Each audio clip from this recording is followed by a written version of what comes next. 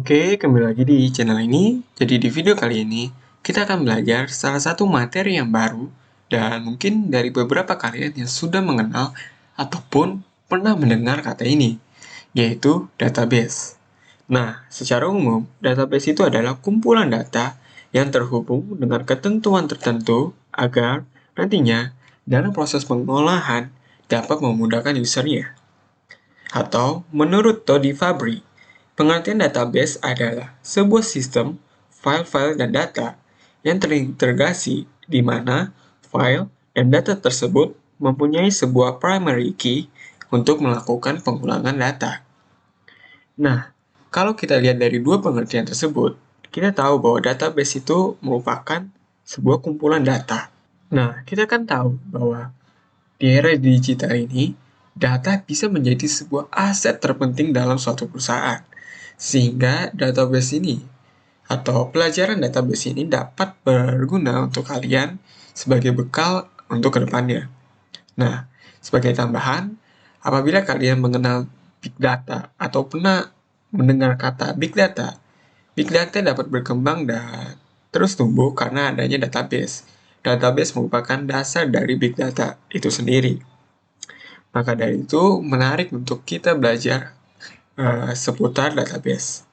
Oke, sekarang kita akan mulai pembahasan kita tentang database. Namun, sebelum itu, kita akan mendownload sebuah software yang dapat membantu kita dalam melakukan atau belajar database untuk tutorial ini dan tutorial selanjutnya, yaitu adalah software XAMPP. Nah, apa sih software XAMPP ini? XAMPP adalah sebuah software yang memungkinkan kita untuk menjalankan web server ataupun database pada localhost komputer. Nah, jadi ini benar-benar sangat membantu kita dalam menguji web server ataupun database yang sudah kita buat di dalam localhost komputer tanpa perlu mengonlinekannya. Dan juga di dalam XAMPP ini sudah terinstall PHP atau PHPMyAdmin. Nah, PHPMyAdmin itu adalah aplikasi berbasis web yang digunakan untuk melakukan pengolahan database MySQL. Jadi, di video ini dan di video yang akan datang nanti, kita akan berfokus pada database MySQL. Database MySQL itu sendiri merupakan database yang paling populer dan banyak digunakan untuk saat ini. Nah, untuk mendownloadnya kalian bisa langsung klik, ini untuk Windows, juga ada untuk Linux, dan macOS. Di sini saya tidak akan mempraktekannya bagaimana cara mendownloadnya. Sebenarnya cukup mudah, kalian tinggal klik, lalu seperti biasa, nanti saya akan beri link untuk video pendownloadannya. Oke, sekarang pertama kita memerlukan library pendukung untuk mengkoneksikan program kita dengan database yang ada. Kita di sini menggunakan MySQL Connector. Kalian bisa langsung saja copy, lalu kalian buka terminal. Di sini kalian bisa langsung paste dan langsung enter saja. Di sini saya sudah menulisnya, jadi akan seperti ini. Lalu di sini kita langsung bisa mengimport library yang sudah kita install, yaitu import mysql.connector. Oke. Oh iya, sebelum itu seperti ini tampilan dari control panel XAMPP yang sudah kita download. Pastikan saat kalian ingin menguji database atau web server yang sudah kalian buat, kalian nyalakan atau klik tombol start pada Apache dan MySQL. Nah, untuk kalian ingin melihat tampilan dari PHPMyAdmin, kalian bisa mengklik tombol admin. Nah, jadi seperti ini tampilan dari PHPMyAdmin, ataupun kalian bisa mengcopy atau mengetik link yang ada di sini, lalu kalian buka di search engine kalian masing-masing, misalnya seperti ini. Nanti langsung akan muncul tampilan PHPMyAdmin dengan syarat kalian harus menyalakan atau mengklik tombol start pada Apache dan MySQL. Oke, jadi seperti itu. Kita lanjutkan lagi. Langkah selanjutnya adalah kita ingin mengkoneksikan atau menghubungkan program kita dengan PHP MyAdmin. Caranya, kita buat variabel baru namanya DB. Di sini kita panggil MySQL connector, lalu connect. Di sini kita masukkan host, kita buat localhost, lalu user. Di sini kita buat root. Ini spasi dulu, oke, jangan lupa tanda koma. Lalu password. Di sini kita kosongkan, tapi tetap beri tanda petik. Oke, lalu di sini kita bisa masukkan database. Kita kosongkan terlebih dahulu karena di sini kita belum membuat database milik kita. Jadi kita kosongkan saja dulu. Jadi, apabila kalian ingin mengkoneksikan program kalian dengan PHP-MyAdmin atau database milik kalian, jadi inilah salah satu syarat apabila kalian ingin mengkoneksikan program kalian dengan database milik kalian. Yang pertama, kalian harus memberi host, user, dan password serta database mana yang kalian ingin hubungkan. Untuk host, kalian bisa klik localhost, user root, password kalian kosongkan. Dengan catatan, pada saat kalian mendownload atau menginstal XAMPP, kalian tidak mengubah atau mengganti default yang sudah dibuat oleh XAMPP.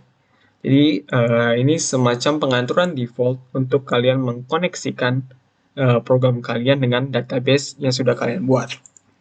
Nah, untuk mengujinya, kita dapat tulis atau buat semacam logic seperti ini. If DB is connected, di sini, lalu di sini kita print, misalnya berhasil. Oke, kita coba jalankan. Nah, di sini sudah berhasil. Nah, sekarang kita coba nih, apabila kita mematikan dua-duanya, lalu kita menjalankan programnya, apakah berhasil atau tidak? Kita coba. Nah, di sini akan error, karena syaratnya kita harus menyalakan keduanya. Oke, kita nyalakan kembali. Kita coba lagi. Oke, sudah berhasil. Jadi, di video kali ini kita sudah belajar bagaimana cara menghubungkan program yang sudah kita buat dengan PHP-MyAdmin ataupun database milik kita. Nah, selanjutnya di sini kita akan belajar bagaimana cara membuat sebuah database menggunakan program Python. Kita komenin dulu bagian ini. Di sini kita buat variabel baru namanya cursor. Sama dengan di sini kita panggil db.cursor. Lalu di sini bawahnya kita buat cursor.execute.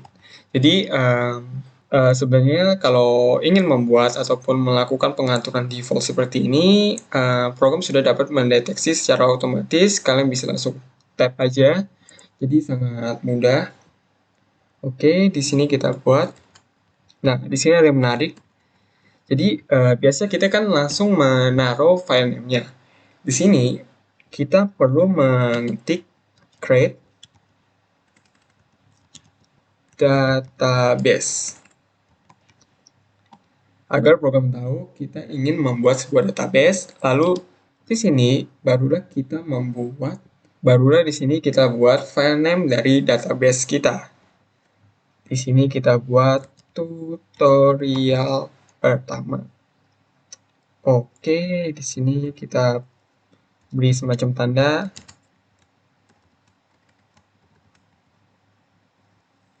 Database berhasil dibuat.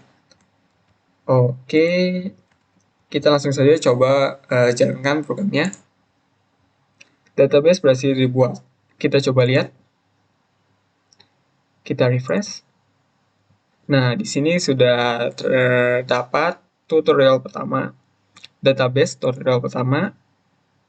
Nah, di sini jadi database kita sudah jadi. Nah, di video selanjutnya kita akan belajar bagaimana cara membuat tabel dari PHP-admin dan juga dari program. Sebagai penutup, di sini kita akan coba menghubungkan database yang sudah kita buat dengan program.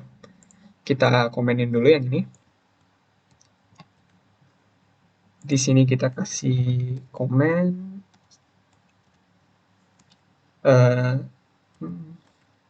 Cara membuat database. Oke, di sini kan tadi kita sudah membuat database tutorial pertama dan kita ingin menghubungkan database ini dengan program milik kita. Caranya adalah kita masukkan saja file name database yang sudah kita buat. Kita buat kan tadi namanya tutorial pertama.